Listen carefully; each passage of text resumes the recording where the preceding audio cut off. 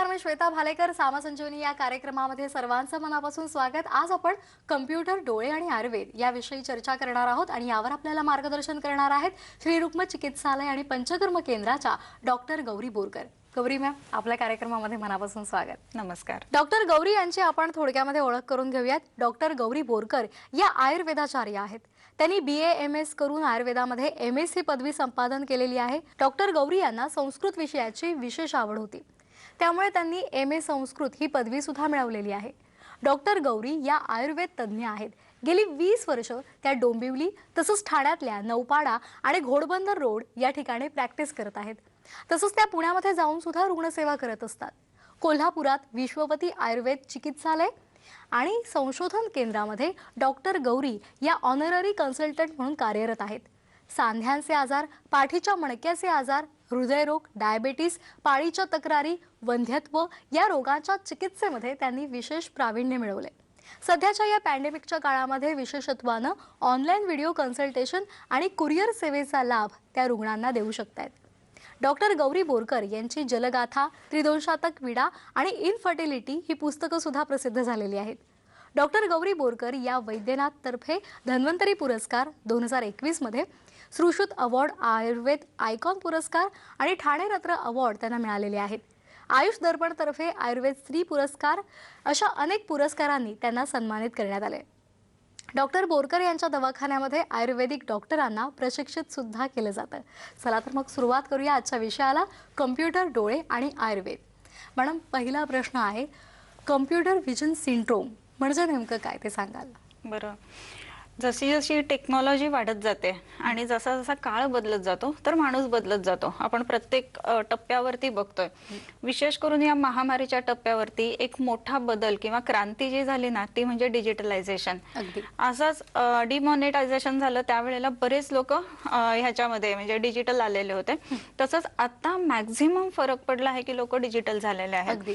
अगदी गावागावामध्ये इंटरनेट पोहोचलेलं आहे आणि शाळा, कॉलेज, बालवाडी इथेपासून ते अगदी मल्टीनॅशनल कंपन्या सगळेच जण डिजिटली काम करतात.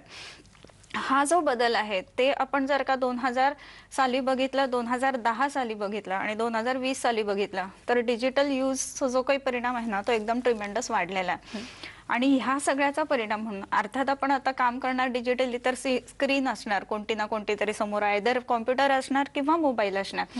ह्या सगळ्याचा परिणाम म्हणून आपल्या शरीरावरती विशेष करून डोळ्यांवरती काही इफेक्ट्स होतात आणि त्यालाच कॉम्प्युटर व्हिजन सिंड्रोम असं म्हटलं जातं. अच्छा मॅम, हा 20-20-20 रूल जो सांगतात तो नेमका काय आहे ते सुद्धा सांगा. राईट. कसं आहे ना की कुठलाही बदल आपण स्वीकारला, आपण पेपर वर्क वरनं डिजिटल वर्क वरती आलो तर त्याचे सुद्धा काही नियम आपण सांभाळायला लागतात, पाळायला लागतात, तर आपण त्याला सस्टेन व्यवस्थित होऊ शकू. बऱ्याच वेळेला असं होतं की आपण डिजिटली काम करत असतो, छोटी अक्षर असतात. Reading on the paper and reading on the screen याच्यामध्ये खूप मोठा फरक असतो. जेव्हा आपण पेपरवर वाचतो तर फक्त लाईट त्याच्यावर व्यवस्थित असला की सगळ्या गोष्टी ठीक होत असतात. 2-3 गोष्टी आपण जे बघत असतो की त्या चालणाऱ्या वाहनामधनं वगैरे आपण वाचू नये वगैरे. पण आता जर बघितलं की ऑन द गो सुद्धा बरेच कामं आपली चालू असतात. मग त्याच्यातून पुन्हा आपण स्क्रीनवरती रीडिंग जेव्हा करतो मग स्क्रीनचं इल्युमिनेशन किती आहे, त्याचा लाईट किती आहे, त्याचा कॉन्ट्रास्ट कसा आहे, त्याचं ज्याला आपण HD म्हणतो म्हणजे डेफिनेशन कसं आहे त्या इमेजचं, ह्या सगळ्या गोष्टींवरती अवलंबून राहतं की तुम्ही ती इमेज परसिव्ह कशी करणार आहात. मग ह्याच्यामध्ये काय व्हायला लागतं की समजा तुमचा कॉम्प्युटरचा स्क्रीनचा हे चांगला नाही आहे, स्क्रीनला कुठे क्रॅक आहे किंवा तुम्ही चालताना ते बघताय, असं सगळं असताना मग त्या स्क्रीनचा परिणाम जो आहे, त्या इल्युमिनेशनचा जो परिणाम आहे तो आपल्या डोळ्यांवरती येत असतो. आणि म्हणूनच सतत कंटिन्युअस काम करणं ह्याच्याने हे कॉम्प्युटर सिंड्रोम किंवा डिजिटल लाल सिंड्रोम ह्या गोष्टी होत असतात. मग त्याच्यामध्ये काही गोष्टींमध्ये आपल्यात बदल करणं खूप गरजेचं असतं. तर त्यातलाच एक म्हणजे हा 20-20-20 रूल. त्याच्यामध्ये दर 20 मिनिटांनी 20 सेकंदासाठी लांबची किंवा 20 फुटांवरची वस्तू बघणं याला 20-20-20 असं म्हणतात. मग हे कशासाठी, तर आयुर्वेदात सुद्धा ह्या गोष्टी आलेल्या आहेत बरं का. आता हा शब्द 20-20-20 नवीन आहे, पण नेक्षेत प्रततम सूक्ष्म दीप्ता मेध्या प्रियाणीच असं म्हटलेलं आहे. प्रतत, सततपेक्षा जास्त, म्हणजे आपण कंटिन्युअस एखादी गोष्ट वाचतोय त्याला आपण सतत म्हणतो. प्रतत म्हणजे तासन तास एकच गोष्ट एकाच वेळेला आपण बघत राहिलो तर काय होतं, तर डोळ्यांवरती परिणाम येतो आणि ती सूक्ष्म असू नये, दीप्त म्हणजे ज्याला इल्युमिनेशन खूप आहे अशी असू नये आणि अमेध्य अशी असू नये असं म्हटलेलं आहे आयुर्वेदानुसार. मग आपल्या कॉम्प्युटरमध्ये काही इल्युमिनेशन्स असतात तरी आपण त्याच्यामध्ये ब्लॅक मोड ऑन करणं वगैरे ह्या गोष्टी आता नवीन आलेल्या आहेत त्या आपण बघतो. त्याच्यानंतर काही वेळेला एज जसं जसं पुढे सरकत जातं ना तर आपल्याला लाईटची गरज जास्ती असते.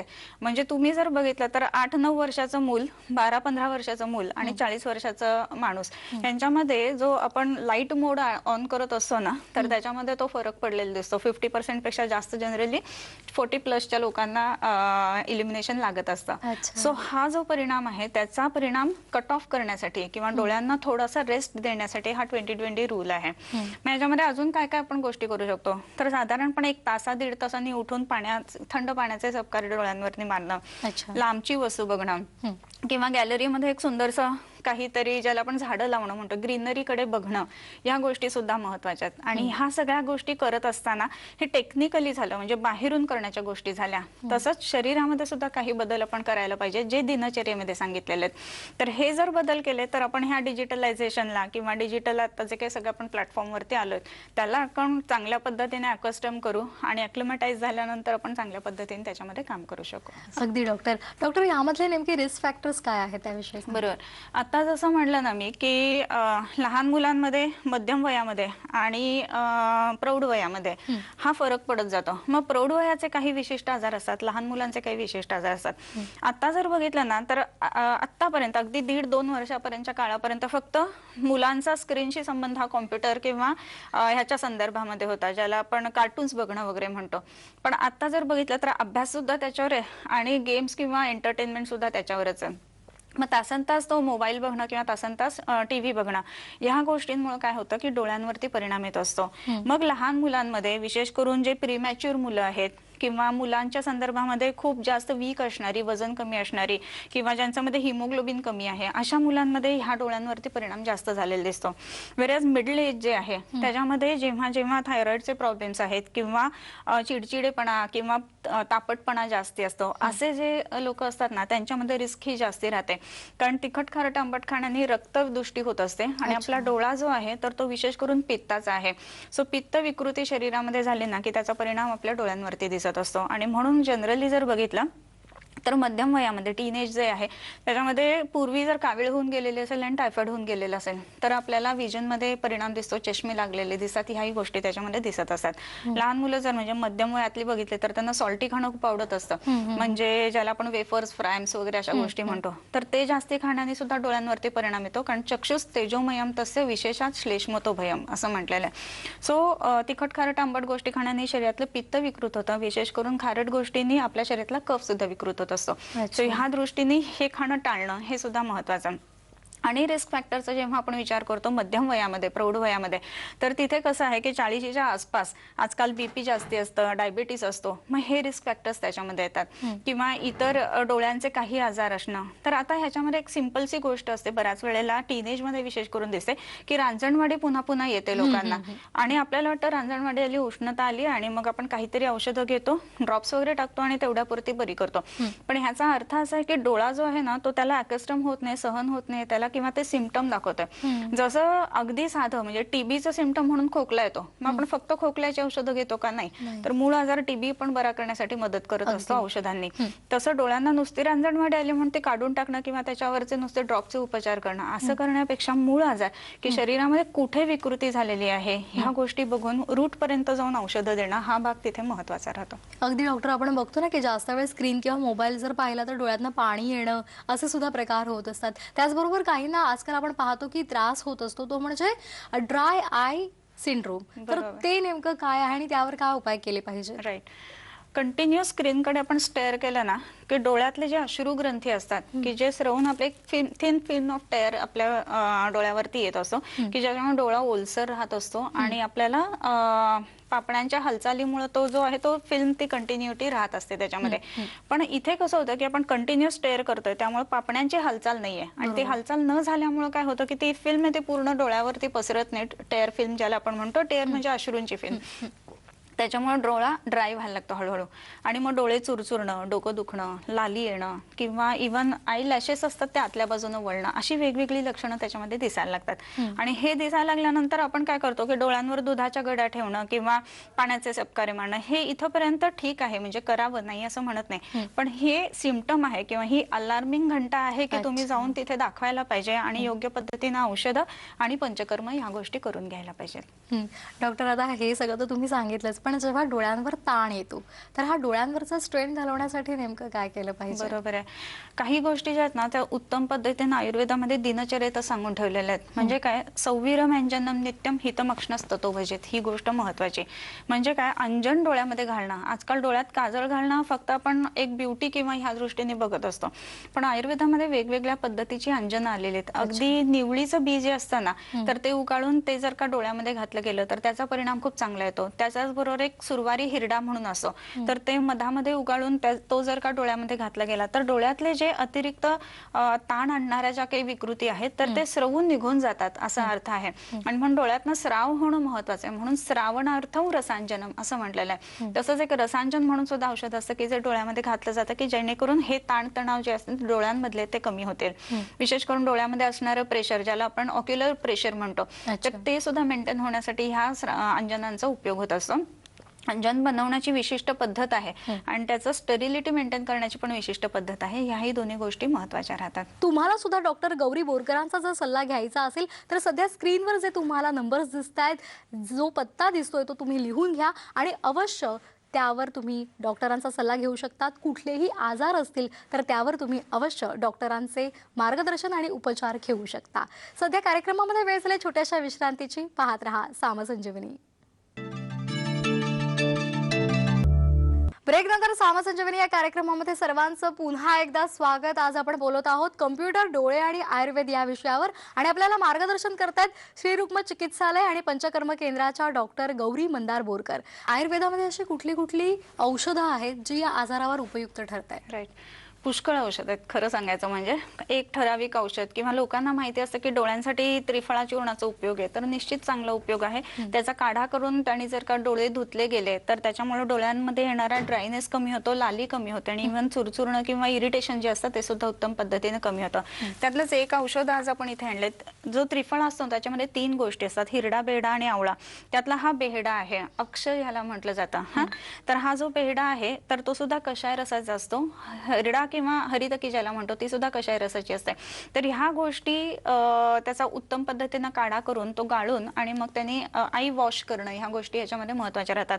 तसंच ह्याच्या काही द्रव्यांपासून आपण एक महात्रिफला घृत म्हणून बनवत असतो, तर त्या घृताचं अश्चोतनांजन करणं, ह्या गोष्टी सुद्धा महत्वाच्या आहेत. रात्री झोपताना जेव्हा जेव्हा डोळ्यांवरती स्ट्रेन येतो किंवा ज्याला आपण ताण येतो असं म्हणतो, तर अशा वेळेला ही जी महात्रिफला घृत, नेत्रबिंदू घृत ही जी आहेत ना ती डोळ्यांच्या भोवतीनं अलगद हाताने, म्हणजे लावताना पण ह्या 2 बोटांनी लावायला सांगतो पेशंट्सना, का तर याचं प्रेशर कमी असतं. याची ग्रिप खूप चांगली असते, कडक असते आणि हे जे असतात ना ते खूप जास्त प्रेशर देत नाहीत. म्हणून ह्या 2 बोटांनी उत्तम पद्धतीने सर्क्युलर मोशन मध्ये जर का घृत लावलं गेलं तर त्याचा परिणाम खूप चांगला येतो. अर्थात हे आपण कन्सल्ट करून मगच करायला हवं. अगदी. ह्याच्याच बरोबरीने आणखीन काही महत्वाची औषध आहेत. त्याच्यामध्ये हे एक ज्येष्ठ मध आहे की जे जनरली सगळ्यांना खोकला आल्यानंतर चघळायचं म्हणून माहित असतं, तर हे जे ज्येष्ठ मध आहे ना ते सुद्धा उत्तम नेत्र म्हणून सांगितलेलं आहे. तसंच शतावरी म्हणून जे द्रव्य आहे ते सुद्धा नेत्र रसायनी असं म्हटलेलं आहे. तर यष्टीमध्ये सुद्धा रसायन आहे. म्हणजेच काय, तर आपल्या शरीरात 7 धातू असतात, रस, रक्त, मांस, मेद, अस्थि, मज्जा, शुक्र. तर डोळा जो आहे ना तर तो मज्जेपासून बनलेला आहे आणि ह्या 7ही धातूंचं पोषण करण्यासाठी शतावरी किंवा यष्टीमधू ह्यांचा उपयोग खूप चांगला होत असतो. आणि म्हणून त्रिफळ आणि यष्टीमधू ह्याचे विशिष्ट बस्ती सुद्धा आपण काही पेशंट्स मध्ये या दृष्टीने वापरत असतो. त्याच्याच बरोबरीने आणखीन एक महत्वाचा भाग म्हणजे इथे वेखंड किंवा वचा ज्याला आपण आयुर्वेदामध्ये म्हणतो ती आणलेली आहे. ही जी वचा आहे ना ती उत्तम कफग्नी आहे. बऱ्याच वेळेला असं असतं की लोकांना सायनोसायटिसचा त्रास असतो किंवा सर्दी खूप असते किंवा डोकं गच्च होत असतं आणि मग डोळ्यांवरती प्रेशर आल्यासारखं होत असतं. अशा वेळेला ही जी वेखंड आहे ना तर त्याचा नाकावरती आणि कपाळावरती ह्या पद्धतीनं लेप घातला गेला ना तर डोळ्याच्या वरचा ताण सुद्धा उत्तम पद्धतीने कमी येत असतो. सो काही वेळेला जेव्हा सर्दी खोकला आहे किंवा ज्या वेळेला डोळ्यांवरती ताण येतो सायनोसायटिस म्हणून, तर त्या वेळेला ह्याचा जो लेप आहे त्याचा खूपच चांगला परिणाम येतो. ह्याच्या व्यतिरिक्त पोटामध्ये सुद्धा काही औषधं विशिष्ट घ्यायला असतात ज्याला आपण बृहत्वासकादी कषाय म्हणतो किंवा सप्तामृत लोह म्हणतो, किंवा शरीरात उष्णता खूप जास्त असेल तर परिपाठादी काढा म्हणून आहे. तर ह्या सगळ्या गोष्टी आपण पेशंट्समध्ये वापरत असतो आणि त्याचा उत्तम परिणाम आपल्याला डोळ्यावरती येतो, हे बऱ्याच पेशंट्समध्ये दिसून येतात. अगदी. डॉक्टर, पंचकर्म केल्यामुळे सुद्धा या आजारांवर काही फायदा होतो का? अगदी नक्की. पंचकर्म हा आयुर्वेदाचा एक अविभाज्य भाग किंवा ज्याला आपण महत्वाची ट्रीटमेंट म्हणू असं आहे. पोटातल्या औषधांच्या बरोबरीनच थेरपी ज्याला म्हणू पंचकर्म, तर त्याचाही उपयोग खूप चांगला येतो. यामध्ये एक गोष्ट आपण आज इथे आणलेली आहे ती म्हणजे ही जलौका आहे, ज्याला जळू म्हटलं जातं किंवा जलौका असं किंवा लीच म्हटलं जातं इंग्लिशमध्ये. तुम्हाला इथे ही छोट्या ह्याच्यामध्ये दिसत असेल. तर ह्याच्यामध्ये कसं असतं ना, ही जी जलौका आहे ती विशेष करून डोळ्यांचा जो कडेचा भाग किंवा लॅटरल साइड भुवई जिथे संपते त्या ठिकाणी हे लावले जातात. तर ह्या जलौका लावल्यामुळे काय होतं तर शरीरामध्ये असणारी पित्ताची दृष्टी निघून जाते. विशेष करून ज्या वेळेला पुरीश म्हणजे मलवेगाचं विधारण होतं, म्हणजे मोशनला जायचं पण गेलं जात नाही आणि मग त्याच्यामुळे वाताची गती विकृत होऊन डोळ्यांमध्ये पित्त वाढायला लागतं. अशा वेळेला कोठ्यामध्ये जेव्हा उष्णता वाढलेली असताना तेव्हा ह्या जलौकाचरणाचा उपयोग खूप चांगला होत असतो. ह्याच्याच बरोबरीनं आता आपण जसा विषय बोललो की लहान मुलांमध्ये सुद्धा हे डिजिटलायझेशन आपल्याला खूप मोठ्या प्रमाणामध्ये दिसतंय. तर मग विशेष करून मुलांमध्ये चष्म्याचा नंबर वाढणं गेल्या 1.5 वर्षामध्ये आपल्या दवाखान्यामध्ये खूप पेशंट्स आपल्याला असे दिसतात. मग अशा वेळेला तिथे एक नेत्र तर्पण म्हणून केलं जातं. तर नेत्र तर्पण म्हणून जो भाग आहे ना त्याच्यामध्ये डोळ्याच्या भोवती एक औषधाची वेल तयार केली जाते आणि त्यामध्ये काही विशिष्ट औषधं धारण केली जातात. त्याचा परिणाम अतिशय उत्तम होतो. बऱ्याच वेळेला मुलांचा आय, विशेष करून लहान मुलांमध्ये लेझी आय म्हणून एक प्रकार असतो की एक डोळा नॉर्मल असतो आणि दुसरा जो आहे तो कमी मूव्ह होत असतो. तर असं ज्या वेळेला होतं ना त्यावेळेला सुद्धा ह्या नेत्र तर्पणाचा खूपच चांगला उपयोग होत असतो. डोळ्यांचे जे मसल्स असतात, 6 मसल्स असतात त्याच्यामध्ये, त्या 6 मसलमध्ये कोऑर्डिनेशन जर का नाही झालं ना तर जे डोळे एका दिशेने हलायला पाहिजेत त्याच्याऐवजी असं होत नाही आणि मग हे मसल वीकनेस असल्यामुळे ह्या गोष्टी घडत असतात. विशेष करून जे लहान मुलं असतात, बारीक असतात किंवा मसल त्यांचे स्ट्रॉंग नसतात, अशा मुलांमध्ये हा लेझी आय प्रकार जास्त प्रमाणामध्ये दिसतो. तसंच रात्री झोपेमध्ये म्हणजे सगळे लाईट बंद करून जर मोबाईल बघायची सवय असेल ना तर हे लेझी आय ज्याला म्हणतात ही गोष्ट फार मोठ्या प्रमाणामध्ये वाढते गेले 1.5 वर्षामध्ये पेशंट्समध्ये असं दिसतंय. सो त्याच्यासाठी नेत्रतर्पणाचा उपयोग असतो. काही मुलं जी असतात ना तर त्यांना चष्मा असतो आणि त्यांना सांगितलं जातं की तुमची उंची जशी जशी वाढेल तसं तसं तुमचा नंबर वाढणार आहे. पण ही गोष्ट काही प्रमाणामध्ये बरोबरही आहे, नाही असं नाही, पण उंची तर वाढायलाच हवी आहे कारण ग्रोईंग एज आहे. मग अशा वेळेला काय करायचं तर तिथे तिक्तक्षीर बस्ती आहे ना त्याचा एक परिणाम खूप चांगला दिसतो. बस्ती म्हणजे बस्तीना दियते ती बस्ती ही असं आयुर्वेदामध्ये म्हटलेलं आहे. वाताचं शमन करणं हा बस्तीचा मुख्य उद्देश आहे. आणि दुसरी महत्वाची गोष्ट, काही विशिष्ट बस्ती आयुर्वेदामध्ये आल्यात की ज्याला नेत्रहितकर बस्ती म्हणतात की त्रिफळ आहे, त्याच्यामध्ये यष्टी आहे, असेच एक क्षीरपाक करून म्हणजे विशिष्ट दुधामध्ये सिद्ध करून जे आपल्या देशी गाईचं दूध असतं त्याच्यामध्ये सिद्ध करून हे बस्ते दिले जातात. त्याचा परिणाम म्हणून काय होतो की आपल्या शरीरामधली जी पित्तधरा कला आहे ती उत्तम पद्धतीने कार्यरत होते. आणि या व पित्तधरा कला सा व मज्जाधरा कला असं म्हटलेलं आहे. मज्जा हा जो धातू आहे त्याच्यापासून डोळा घटित आहे, म्हणजे आपल्या डोळ्याचं जी अवयव संघटन आपण म्हणतो ती मज्जेशी रिलेटेड आहे आणि म्हणून पित्तावरती काम केल्यानंतर आपल्याला दिसतं की मज्जेवरती सुद्धा चांगला परिणाम येतो आणि डोळे मग उत्तम कमलाक्षी ज्याला म्हणतो या पद्धतीनं व्हायला लागतात. ब्युटी हा एक भाग वेगळा राहिला पण त्याचं विजन किंवा दिसणं हा जो भाग आहे ना तो खूप महत्वाचा आहे. आणि तर दिसण्याच्या दृष्टीने तुम्ही जर बघितलं असेल तर गरुड जो आहे ना तो उंच आकाशामध्ये भरारी घेत असतो, पण जमिनीवर न चालणारा साप सुद्धा त्याला दिसतो आणि तेवढा चपळाईनं खाली येऊन तेवढा करेक्शन असतं, आय मसल कोऑर्डिनेशन आपण ज्याला म्हणतो तो पकडून त्याला घेऊन जाऊ शकतो. तर हे जे उत्तम पद्धतीनं डोळे म्हणजे गरुडाची जी दृष्टी आहे ना तशी दृष्टी यावी या दृष्टीने गरुडांजन म्हणून सुद्धा आयुर्वेदामध्ये सांगितलेलं आहे की जे आपण आपल्या पेशंट्स मध्ये वापरत असतो आणि त्याचा परिणाम ही उत्तम दिसत असतो. अगदी डॉक्टर, तुम्ही खूप छान पद्धतीने सांगत आहात काय काय उपाय केले पाहिजेत, काय काय औषधं आहेत, काय काय चिकित्सा आहेत ते सुद्धा सांगत आहात. डॉक्टर, डोळ्यांसाठी काही व्यायाम आहेत का? ते कोणकोणते व्यायाम आहेत? नक्कीच व्यायाम अतिशय महत्वाचा आहे की व्यायाम किती करायला पाहिजे किंवा कसा करायला पाहिजे. तर चंद्रसूर्य इतका नित्य करायला पाहिजे ही गोष्ट तेवढीच महत्वाची आहे. तत्पूर्वी एक मला फक्त जस्ट केस सांगायचे की आपल्या पेशंटमध्ये म्हणजे हेच कॉम्प्युटर आणि ह्या संदर्भामध्ये लहान मुलं खेळत असताना ते कॉम्प्युटरचे काय काय सगळे ऍक्सेसरीज असतात ना ते एका मुलाच्या डोळ्याला एकदम जोरात लागलेलं आई गं. आणि ते त्या पद्धतीने आलेले होते की आता काय करायचं, आणि डोळा लाल झालाय, उघडत नाहीये, पाणी येत आहे वगैरे. मग अशा वेळेला एक धारा म्हणून असतो, नेत्रधारा प्रकार किंवा ज्याला अश्वतोन म्हटलं जातं, तर ते केलं झालं. तर विशिष्ट सिद्ध दुधांचे अशा पद्धतीनं जर का धारा केला गेला ना, तर त्याच्यामध्ये ज्याला पण रॉ एरिया तयार होणं किंवा डोळ्यामध्ये जखम होणं, ह्या गोष्टी सुद्धा उत्तम पद्धतीनं बऱ्या करता येत असतात. आता ही केस झाल्यानंतर म्हणजे ते आपण धारा वगैरे केली, त्याच्यानंतर ते उत्तम पद्धतीनं पेशंटला रिझल्ट आलेच त्याच्यामध्ये. आता व्यायामाच्या संदर्भामध्ये मग आता हे झाल्यानंतर आता औषधं घेतली, बरं वाटतंय म्हणून सगळं सोडून नसतं द्यायचं. ह्याचं कारण काय, आपलं दिनचर्या चांगली असणं हा भाग सुद्धा तेवढाच महत्वाचा आहे जेवढी की औषधं आणि पंचकर्माचा भाग महत्वाचा असतो. मग हे डोळ्यांचे काही विशिष्ट व्यायाम असतात. जसं मगाशी मी 20-20-20 रूल सांगितलं की दर 20 मिनिटांनी 20 सेकंदासाठी लांबची वस्तू बघणं, असं जर का केलं गेलं ना तर त्याचा परिणाम चांगला येतो. तसंच त्राटक ज्याला म्हणतो आपण, ज्योती त्राटक किंवा नेत्र त्राटक ज्याला म्हटलं तर त्याचाही परिणाम डोळे उत्तम राखण्यासाठी म्हणून होत असतो. डोळ्यांमधनं श्रवण होणं म्हणजे अश्रू निघून जाणं हा भाग खूप महत्वाचा आहे. त्याच्यासाठी हा त्राटकाचा उपयोग होतो. तसंच सूर्य त्राटक जे आहे की अगदी उगवता सूर्य जो अगदी लालसर केशरी असतो, तो जर का बघितला गेला ना तर त्याचाही परिणाम जो आहे तो डोळ्यांवरती उत्तम येतो. अर्थात जो उगवलेला सूर्य त्याच्याकडे बघायचा नाही, कारण त्याचा जो दीप्त किंवा ज्याला प्रकाश म्हणतो तो सहन होण्याच्या पुढचा असतो म्हणून, परंतु उगवता सूर्य आपण निश्चित बघू शकत असतो. त्याच पद्धतीने काही विशिष्ट व्यायाम असतात डोळ्यांचे, काही मुद्रा पण असतात, तर त्या सुद्धा आपण नित्य करायला हव्यात. हे जर का आपण केलं गेलं ना तर आत्ताचं जे काही डिजिटलायझेशन झालेलं आहे तर त्या डिजिटलायझेशनला आपण बरोबर समांतर चालू शकू किंवा त्याच्यावरती स्वार होऊन आपण आपली कामं करणं किंवा आपलं करिअर घडवणं ह्या गोष्टी नक्कीच करू शकू. अगदी जाता जाता डॉक्टर एक सांगा की नेमका आपला आहार कसा असायला हवा आपल्याला जर डोळ्यांचं आरोग्य चांगलं राखायचं असेल, आणि दिनचर्या नेमकी कशी असावी? अगदी खरंय. कसं आहे ना की प्रत्येक गोष्ट जी आहे की गोळी घेतली आणि मी बरं झालं आणि कामाला लागलो, तर असं न करता आपलं आरोग्य उत्तम राखणं, आणि आरोग्याचं महत्व काय आहे हे ह्या पूर्ण पॅन्डेमिक मध्ये आपल्याला समजलेलंच आहे. सो गोळ्या घेऊन नुसतं काम चालवण्यासाठी शरीर चालवणं असं करण्यापेक्षा आरोग्याकडे आपण लक्ष द्यायला पाहिजे. त्याच्यामुळे सकाळी लवकर उठणं, अर्थात सूर्यावरती म्हणजे उगवत्या सूर्याचं त्राटक करायचं असेल तर लवकर उठणं हाच भाग आहे. चित्र बघून काही ती गोष्ट होणार नाहीये, आणि म्हणून लवकर उठणं, त्यानंतर व्यायाम करणं, त्याच्यानंतर सकाळच्या वेळेमध्ये विशेष करून कफ वाढवणारे म्हणजे डायरेक्टली उठल्यानंतर लोक फ्रुट्स वगैरे खातात, तर त्या गोष्टी नाही करायला पाहिजेत. मग तिथे मुगाची पेस्ट घेणं ह्या गोष्टी करायला पाहिजेत. व्यायाम नित्य करायला पाहिजे. दुपारी झोपायला नाही पाहिजे, रात्री जागायला नाही पाहिजे, रात्रीच्या अंधारामध्ये मोबाईल किंवा कुठलाही स्क्रीन नाही बघायला पाहिजे. व्यायाम नित्य ठेवायला पाहिजे. खारट तिखट आंबट गोष्टी कमी करायच्या आणि योग्य पद्धतीने मात्रेप्रमाणे आहार घ्यायला पाहिजे. अगदी मॅडम, आपण आलात इथे आणि खूप छान पद्धतीने ही माहिती दिली. डोळ्यांचे व्यायाम कसे असावेत, औषधोपचार काय आहेत, चिकित्सा काय, त्याबद्दल आपल्याला विस्तृत सांगितलं, त्याबद्दल मनापासून आभार. नमस्कार.